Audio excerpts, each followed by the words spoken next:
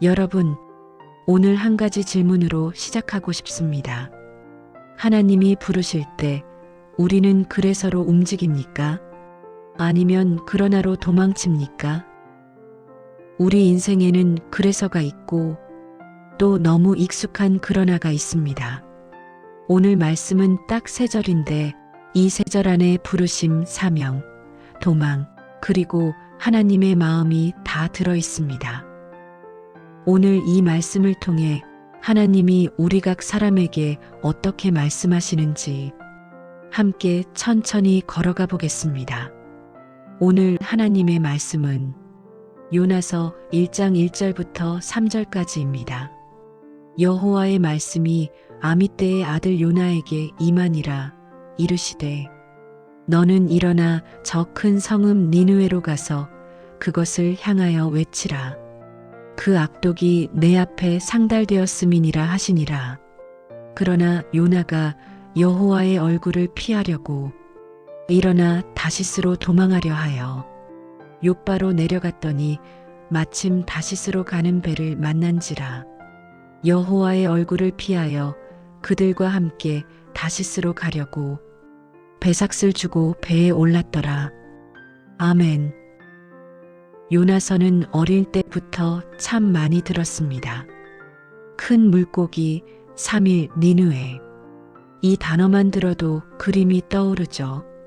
그런데 여러분, 요나서는 단순히 신기한 사건을 기록한 책이 아닙니다. 요나서는 한 사람을 끝까지 포기하지 않으시는 하나님의 마음을 보여주는 책입니다.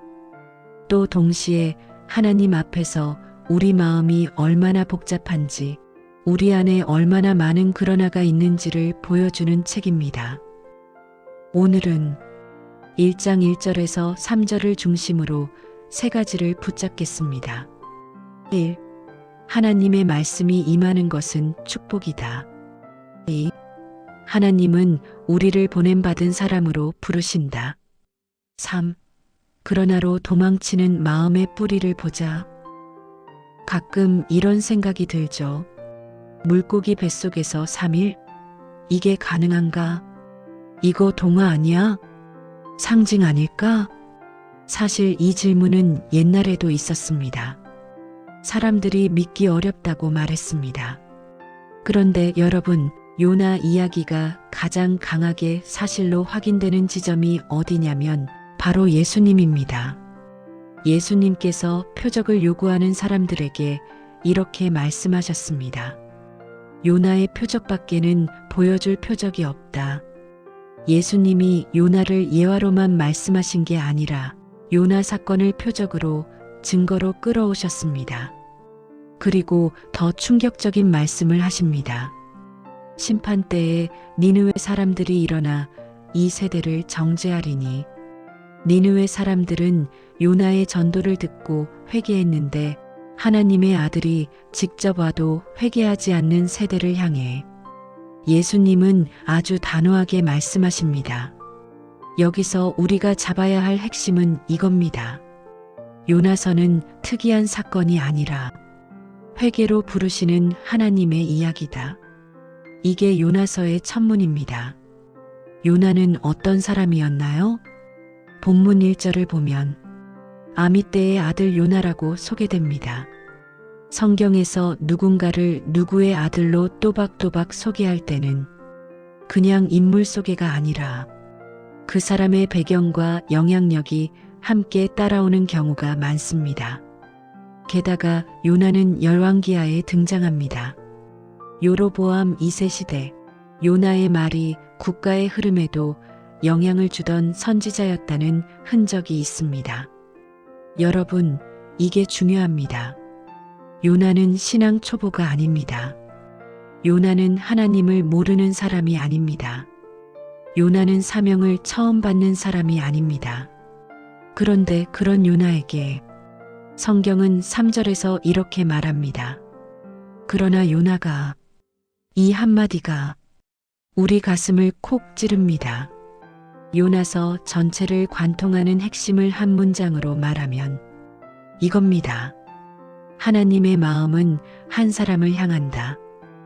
니느웨에는 12만 명이 있습니다. 가축도 많습니다. 도시는 큽니다. 그런데 여러분, 하나님의 마음은 숫자가 아니라 그 안에 한 사람, 한 영혼을 향합니다. 우리는 종종 이렇게 생각합니다. 하나님은 큰 그림을 보시니까 내가 없어도 되겠지. 그런데 복음은 반대로 말합니다. 하나님은 큰 그림 안에서 나를 이름으로 부르신다.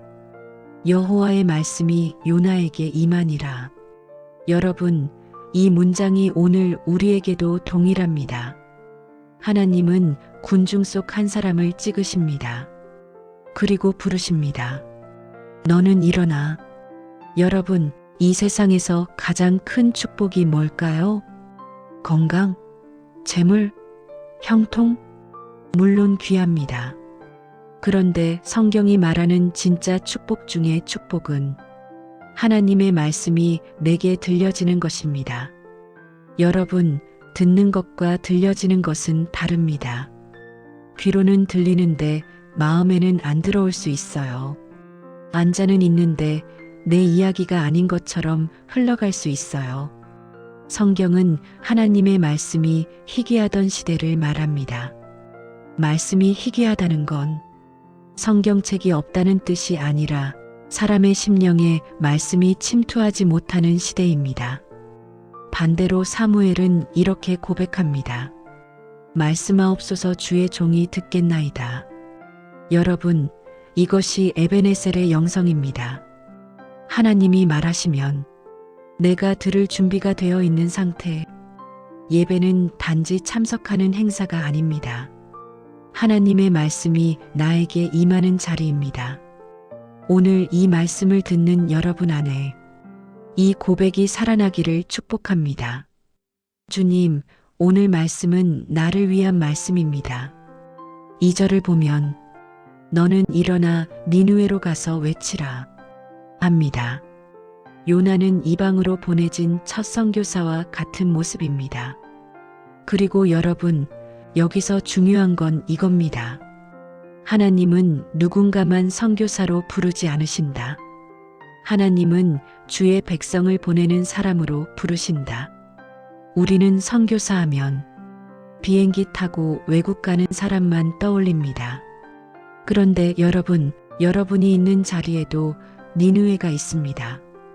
가정이 니느웨일 수 있고, 직장이 니느웨일 수 있고, 경로당이 니느웨일 수 있고, 학교가 니느웨일 수 있습니다. 니느웨는 지도 위의 도시가 아니라 하나님을 모르는 세계입니다. 그리고 하나님은 요나에게 말씀하십니다. 가서 외치라. 여러분, 외친다는 게 꼭 소리 지르는 뜻이 아닙니다. 복음은 삶으로도 외칠 수 있습니다. 말 한마디로도 외칠 수 있습니다. 기도로도 외칠 수 있습니다. 때로는 내가 견디고 버티는 방식 자체가 사람들에게 하나님이 계신가?를 묻게 합니다. 우리는 스스로 약하다고 말하지만 하나님은 약한 우리를 통해 누군가에게 길을 열어주십니다. 그래서 오늘 이 시간 여러분의 마음에 이렇게 새겨지기를 바랍니다. 나는 파송받은 사람이다. 이제 가장 아픈 지점으로 들어갑니다. 12절이 그래서의 길이었다면 3절은 그러나의 길입니다. 그러나 요나가 여호와의 낯을 피하려고. 여러분, 요나가 왜 도망쳤을까요? 겁이 많아서? 사명이 부담돼서? 힘들어서? 맞습니다. 그런데 더 깊은 뿌리가 있습니다. 하나님의 원하심과 요나의 원함이 달랐기 때문입니다. 하나님은 니느웨를 살리길 원하십니다. 요나는 니느웨가 망하길 원합니다. 하나님은 회복을 원하십니다. 요나는 심판을 원합니다. 이 충돌이 그러나를 만듭니다. 여러분에게 묻겠습니다. 나는 하나님이 원하시는 나가 되고 싶습니까? 내가 원하는 나가 되고 싶습니까? 우리 가정이 하나님이 원하시는 방향으로 가길 원합니까? 내가 원하는 방향으로 가길 원합니까? 내 삶의 성공이 하나님의 뜻 안에 있길 원합니까? 아니면 내 계획이 이루어지길 원합니까? 이 질문 앞에 우리 아내도 그러나가 고개를 듭니다. 그리고 또 하나가 있습니다.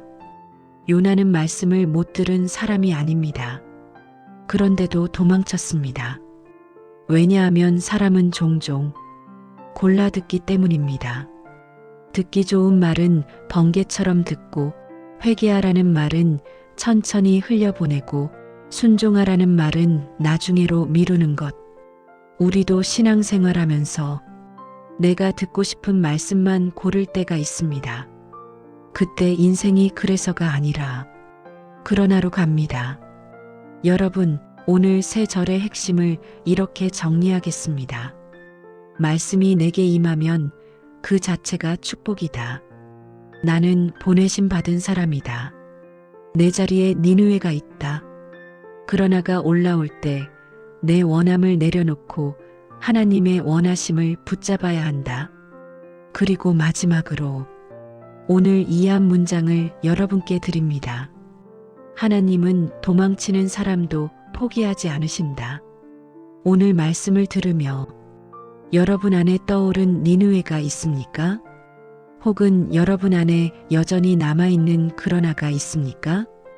그래서 또는 그러나 여러분의 한 단어 고백이 누군가에게 큰 용기가 될 수 있습니다. 하나님 아버지, 오늘 우리에게 말씀하시는 주님의 음성을 듣게 하시니 감사합니다. 내 안에 그러나를 내려놓고 그래서의 순종으로 옮겨가게 하옵소서. 나를 보내신 자리에 니느웨가 있음을 기억하게 하시고 내 삶이 복음의 통로가 되게 하옵소서. 예수 그리스도의 이름으로 기도드립니다. 아멘.